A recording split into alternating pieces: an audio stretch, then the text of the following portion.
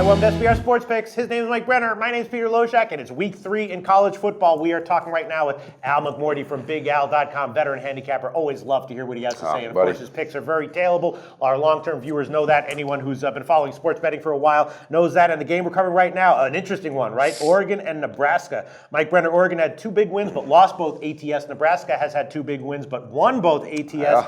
The question is, how is Oregon going to fare here? Their offense is looking pretty powerful. Their defense is looking maybe a little bit suspect. The question is, does Nebraska have the talent to get a win as a favorite at home? I think maybe they do. It'll be interesting to see how Al breaks this one down, right? Yeah, I'm looking forward to it also. And, you know, the Bo Bellini regime is over in Nebraska. The best move they ever made was getting rid of that coach. But I'm anxious to see how they keep rebuilding. All right, they have covered too. Oregon, they got some defensive issues they got to deal with, but they still got that offense that is potent. It's not as potent because it's not as confident, but I'm dying to hear what Al has to say because this is one I'm kind of, I don't know, I may stay off it. Al, I'm leaning over 73. What's your take on this game?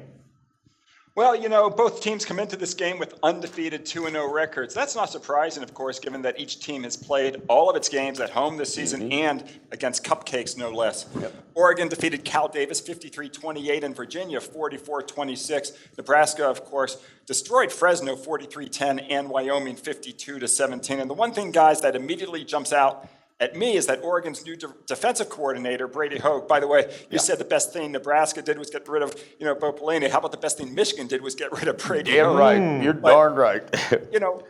The defense just hasn't been getting, he hasn't been getting the best out of his defense so far this season. The Ducks gave up almost 400 yards of offense to both Cal Davis and Virginia. They were unable to cover the spread in either game. In contrast, Nebraska's only surrendered 27 points on the season, half as much as Oregon, and they've gone, as you mentioned, 2-0 ATS. That's one reason why I favor the Cornhuskers in this game.